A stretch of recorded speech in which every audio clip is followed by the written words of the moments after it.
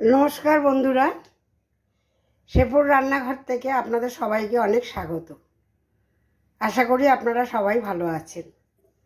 আজকে দেখুন, আমার একটু ইচ্ছা করলো মিষ্টি বানাতে, তাই একটি মিষ্টি বানিয়ে আপনাদের দেখাচ্ছি। এবং সেটা সুজিরই মিষ্টি, কিন্তু দুর্দান্ত স্বাদ হয়, খুব সুস্বাদু মিষ্টি। ঘরের মধ্যে এরকম বানিয়ে যদি খান, বুঝতেই পারবেন না যে দোকানের কেনা না বাড়ির বানানো। আমি শুরু করছি, আপনারা দেখতে থাকুন। পুরো ভিডিওটা আমার দেখলে আপনারা বুঝতে পারবেন আমি কিভাবে মিষ্টিটা বানাচ্ছি। আমি প্রথমে দেখিয়ে দিই। দেখুন, এখানে একটু নারকেল নিয়েছি। আমি দুধের প্যাকেটও একটা নিয়েছি।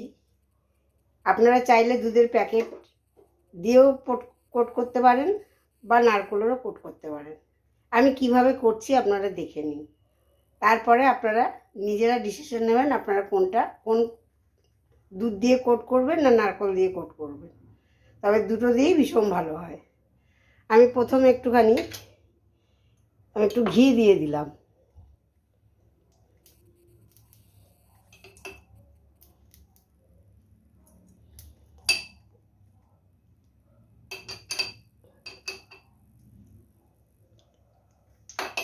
ঘিয়ের সঙ্গে দেখুন আমি একটু দুধ দিয়ে দিলাম,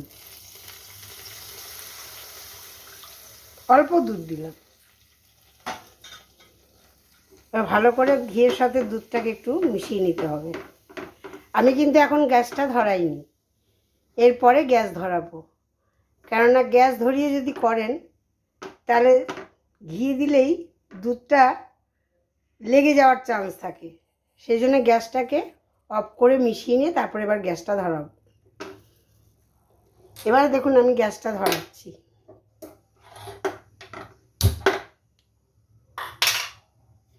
একদম লো আঁচে করে দিলাম।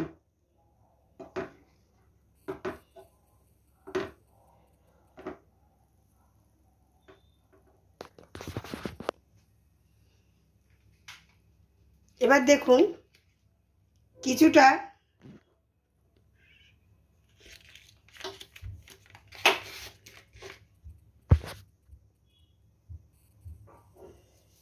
কিছুটা শুকনো দুধ এর মধ্যে দিয়ে দিচ্ছি।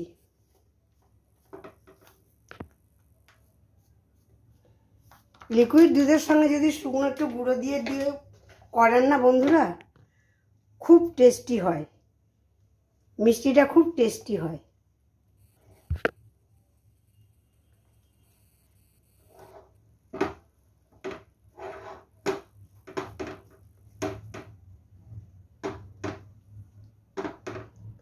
আঁচটাকে কিন্তু আপনাদের সিমে রেখে করতে হবে।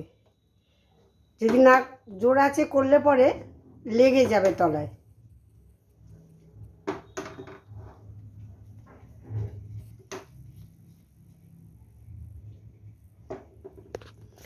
আমি একটু কেশরও দিয়ে দুধটাকে ফুটিয়েছিলাম।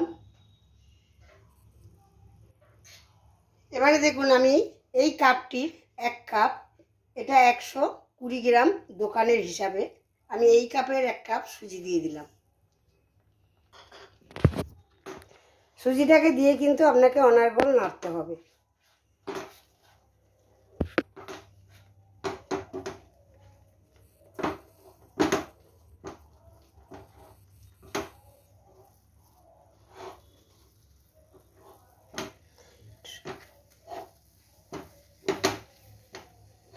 আপনারা যে পরিমাণে সুজি নেবেন সেই পরিমাণে একটু দুধ দেবেন। এবারে দেখুন আমি এটা 60 গ্রাম, এই আমার এটা হচ্ছে 60 গ্রাম কাপ, এই কাপটি আমার 60 গ্রাম। তাও আমি এখন পুরো চিনিটা দিচ্ছি না।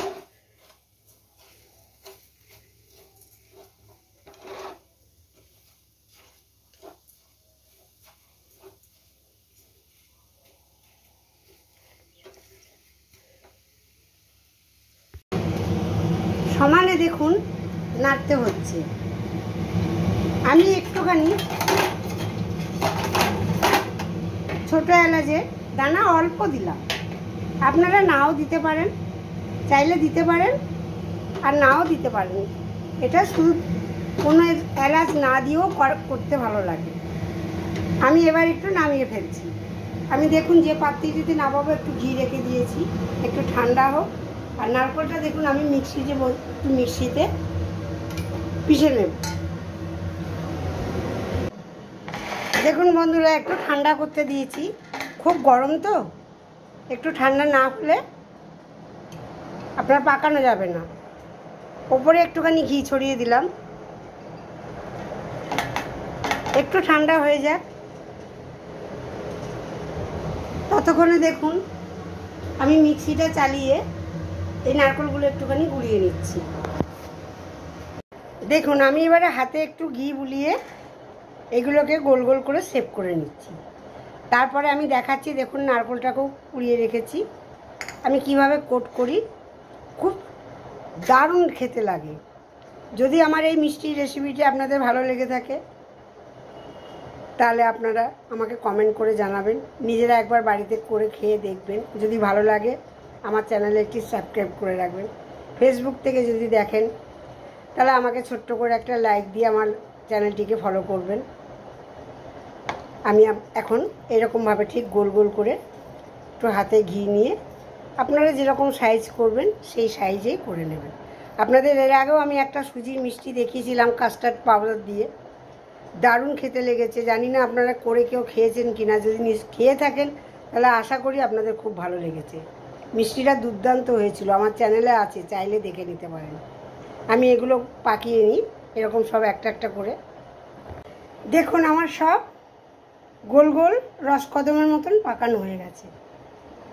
এবার দেখুন বন্ধুরা, আমি দুধ একটা জায়গায় আর একটুখানি নারকেল কুড়িয়ে নিয়েছি, দুটো জায়গায় দুটো নিয়েছি।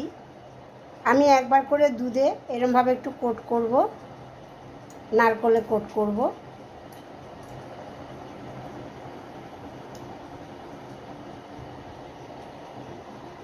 এরমভাবে কোট করে করে সবগুলোকে আমি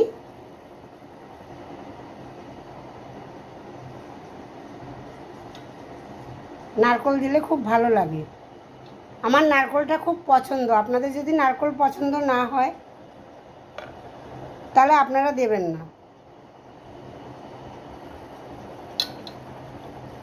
আপনারা তাহলে গুঁড়ো দুধেরই কোট করবেন।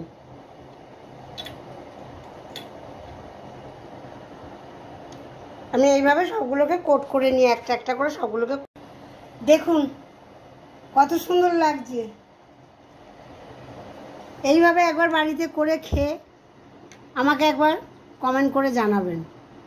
আমি দেখুন এক একটাতে পেস্তা আবার এক একটাতে একটু কাজু দিয়েছি। এত সুস্বাদু মিষ্টি হয় না বাড়িতে বানানো, নিজেরা একবার বানিয়ে করে খেয়ে দেখবেন। আমার রিকোয়েস্ট রইল, আশা করি আপনাদের খুব ভালো লাগবে। এই মিষ্টিটা দেখিয়ে আজকে রাখলাম, আবার অন্য একদিন আবার অন্য কিছু নিয়ে আপনাদের সামনে হাজির হব।